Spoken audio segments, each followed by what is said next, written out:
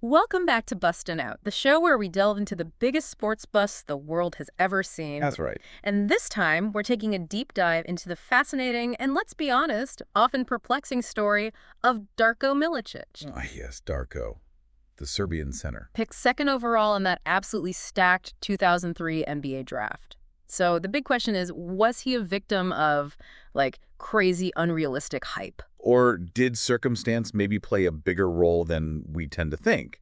Or, was it something else? Exactly. We're going to explore his whole journey, right? From his early days back in Serbia through that NBA roller It coaster definitely was. and then into his life after basketball. All to try and really get at that one big question. Was Darko Milicic a bust? It's a question that still gets debated, by fans, by analysts. This deep dive, it's not just about recounting events. Right. We're going to try and understand the forces at play. Mm. His super rapid rise in Europe, those sky-high expectations in the NBA, Yeah. and honestly, the pretty surprising turns his life took after he left the league. We'll dig into his formative years, the context of that '03 draft. Which was incredible. Totally. His complex NBA career, and yeah, his really unique post-NBA stuff. Okay, let's rewind back to the beginning. Darko Milicic, born June 20th, 1985, Novi Sad, Serbia. And even before he hit an NBA court, his life was, well, pretty eventful already. Yeah, the Yugoslav wars were the backdrop to his childhood. And there was that really striking moment, that false report about his dad, Milorad, being killed. Yeah, thankfully false. But can you imagine, as a kid, hearing that, even briefly? It's heavy stuff. We know his mom was Zora, sister Tijana was a volleyball player, but those early experiences, you gotta think they shaped him somehow. Oh, absolutely. Think about the instability, the war, Yeah. that brief trauma about his father. Yeah. It could easily build a certain kind of resilience. Or just a totally different perspective on pressure, compared to maybe some American kids entering the NBA bubble. Exactly. It adds a crucial layer, I think, to understanding his past later on. So, basketball-wise, he starts out playing youth ball, BFC Bochum. Then things get disrupted. Right, the 1999 NATO bombing. That paused things for a bit. He gets back into it, joins the Sports World Club in Novi Sad, and that's where he apparently starts to really dominate. And interestingly, he becomes friends with Nemanja Jokic, Nikola Jokic's older brother. the very same. It just shows how tight that Serbian basketball community can be, doesn't it? It really does. And even with interruptions, he's in a competitive environment. Right, that foundation was clearly important for his skills. Then, at just 14, he makes this huge leap, joins Hemofarm's junior team. Which meant moving away from home, living alone, intense training. At 14. I know. And then by 16, he's playing professionally for their senior team. That's a seriously fast ascent. What does that tell you about his potential then? Oh, it screams raw talent and dedication, frankly, to play pro in a tough European league that young. Exceptional ability, maturity in a way, And that early pro pressure, it must have accelerated his development. no doubt. And he wasn't just known in Serbia, he played in European Youth Championships. Right, the cadets in 2001 averaged almost 11 points, 8 boards. Solid numbers. Right. And then the Junior Men's Championship the next year, similar stats. And that's when the NBA scouts really started paying attention. What are they looking for in those tournaments? Well, the physical stuff is obvious, his size. But they're looking for skills, feel for the game. His rebounding was good, glimpses of offense.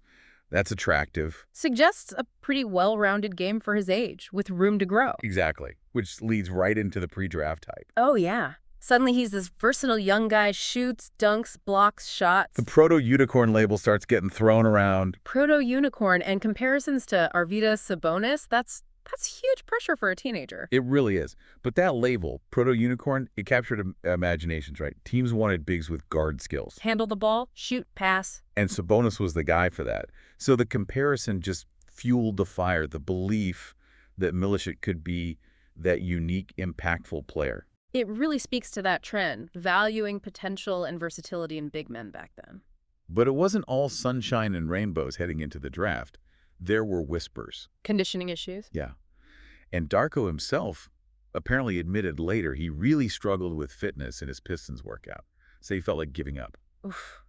For a top prospect, that's a pretty big red flag, isn't it? What would that tell teams? It definitely raises concerns. You need peak condition in the NBA. It suggests maybe difficulties adapting to the physical grind, or maybe just some immaturity in his training habits at the time. Okay, so let's set the stage. The 2003 NBA draft, this wasn't just any draft. Oh man, no. It's considered one of the most loaded drafts ever. You've got LeBron James, Carmelo Anthony, Dwayne Wade, Chris Bosh. I mean, just an insane collection of future stars. Right. So the depth of that draft, it absolutely intensifies the scrutiny on the Pistons picking Darko at number 2. Because when the guys picked right after him turn into Hall of Famers. Any top pick who doesn't reach that level gets looked at way more critically.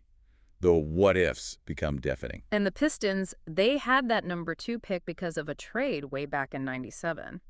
Otis Thorpe, right? Yeah, that infamous trade.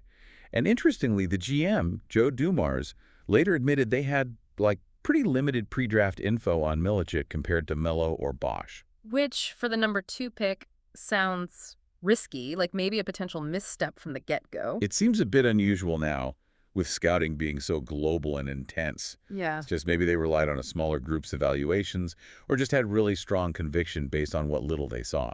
Adds to the questions, for sure. So what did sway them? Why Milicic? Well, apparently his workouts were impressive. Showcased that raw talent. Okay. They perceived a need for a dominant big man. Plus, that whole fascination with skilled European bigs was growing. The next Dirk narrative was powerful. Right. Find the next Dirk Nowitzki. Scouts like Tony Ronzo and Chad Ford, they were reportedly really high on him. And there was a rule change too, wasn't there? Making him eligible at 18. Yep. That recent rule change made the 18-year-old Milicic eligible. And then, of course, that tantalizing proto-unicorn potential. It really seems like they were betting big on the upside. It does. Captivated by the potential. The workout sealed it. The desire for that unique big man fit their vision. And the rule change opened the door to gamble on young international guys. He seemed like the perfect fit in their eyes. But it's so hard to ignore the contrast with Carmelo Anthony. Oh, absolutely. Melo was coming off winning the NCAA title with Syracuse, widely seen as more NBA ready. And Anthony even claimed the Pistons promised him they'd draft him. Which just adds another layer, doesn't it? Did they prioritize potential over readiness? Did they maybe misread how ready Darko actually was? In the buzz before the draft, it was intense. Joe Dumars, the GM, reportedly said Milicic was better than Dirk. Wow. Better than Dirk. Yeah. And John Barry, former Pistons guard, remembered Dumars saying Milicic was going to be a stud. That's huge confidence from the top. Setting an almost impossibly high bar, right? Comparing a raw teenager to Dirk Nowitzki, that's immense pressure before he even plays a game. Shows how much they believed, but also how much pressure they put on him.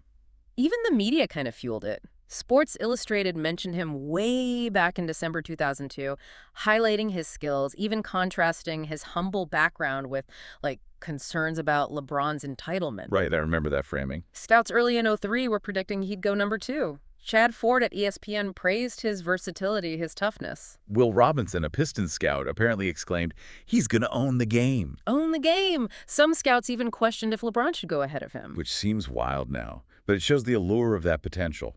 Meanwhile, Jay Bilas was pointing out Melo's weaknesses at the time. Defense, not blowing by guys. And the Nuggets at number 3 were reportedly considering Pavel Podkolzin over Melo. It just shows you how unpredictable the draft is, how much teams can overthink things, fall in love with potential. So with all that anticipation, boom, Darko Milicic, 2nd overall to the Detroit Pistons. And what happened next? Might surprise some people if you just look at the surface. He won an NBA championship in his rookie season. Yep. Became the youngest player ever to play in the finals, youngest to win a title. Sounds like a dream start, doesn't it? It does. But you got to look at the context. Exactly. He got the ring, sure, but his role on that powerhouse Pistons team, very, very limited. Mostly garbage time, right? When the game was already decided, he wasn't really a contributor to that title run. Became known as the human victory cigar. Which is kind of harsh, but descriptive. And understandably, he got frustrated, wanted meaningful minutes, wanted to develop. And there were reports of a strained relationship with the coach, Larry Brown. How much did that limited role hold him back? You got to think it was significant.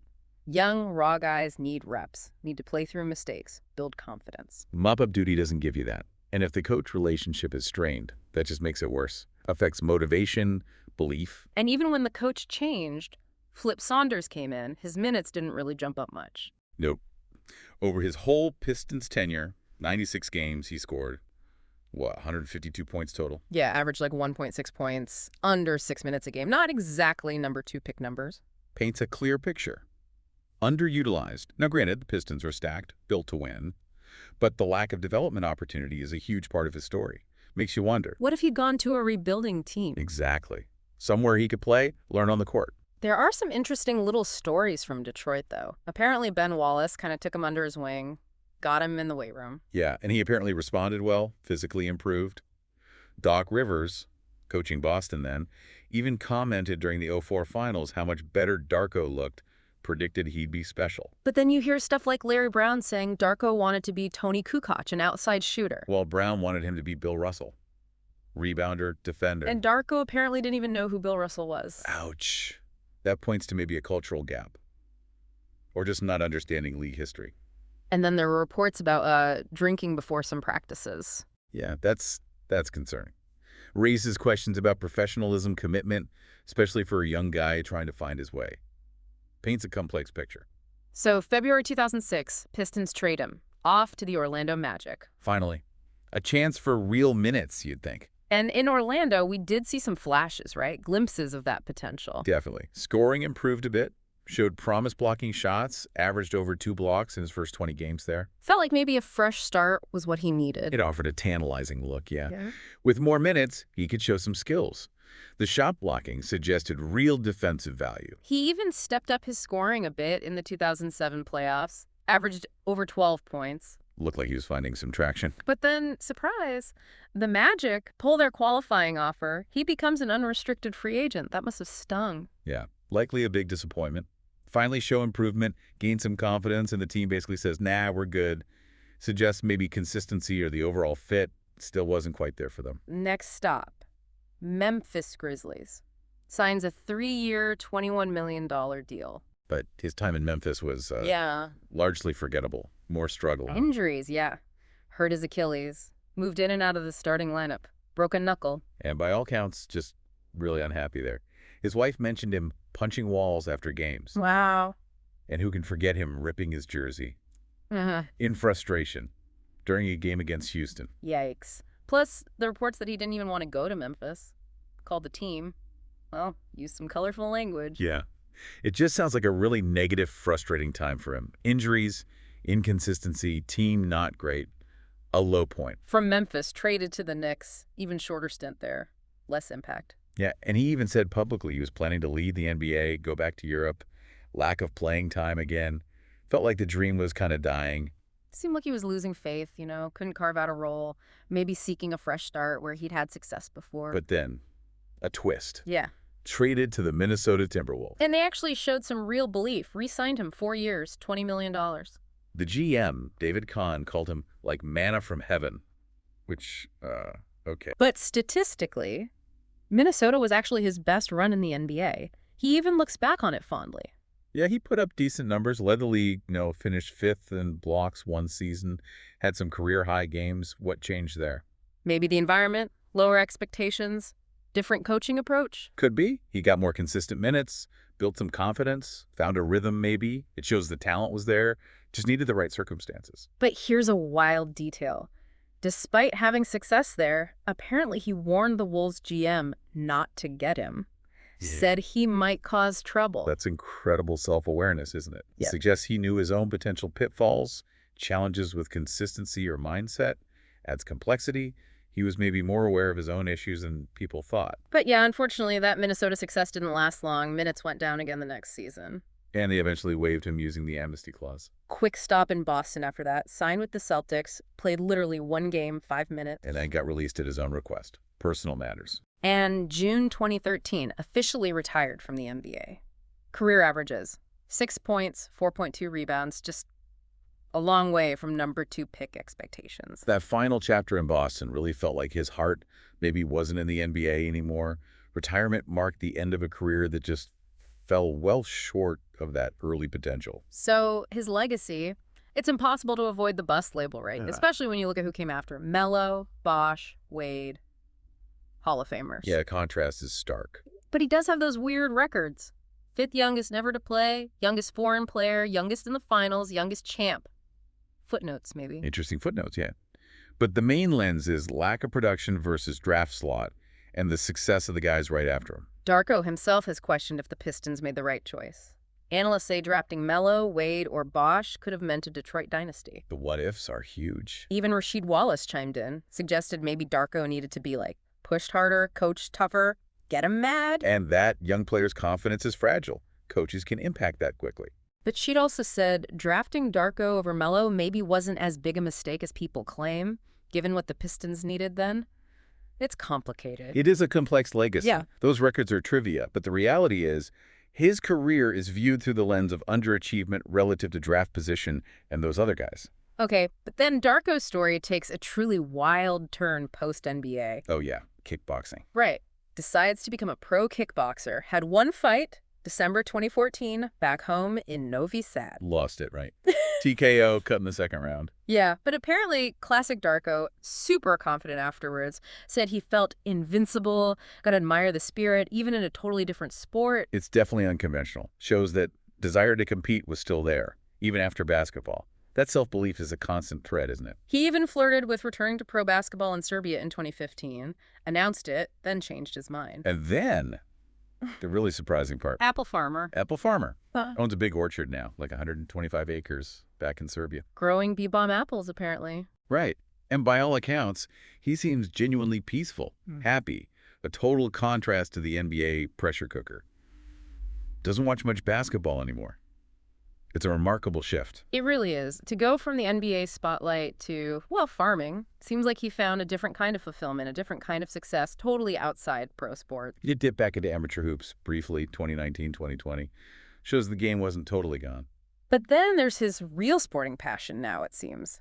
Red Star Belgrade Football Club. Oh yeah, he's a massive fan. There are videos of him leading cheers with the Ultras, their hardcore fan group. He even said he didn't want to play for Red Star's basketball team because it might mess up his relationship with the football club. Prefers watching football now. And apparently the Red Star fans have this brotherly love thing with Olympiakos fans in Greece, so maybe his support extends there too. Seems he found his true fan passion elsewhere. Highlights those strong ties to Serbia, the fan culture there. Seems like a genuine big part of his post-NBA life. Connection to community, roots. Absolutely. So, after all that, back to the big question. Was Darko Milicic a bust? Okay, let's break it down. Number 2 pick. All-time great draft.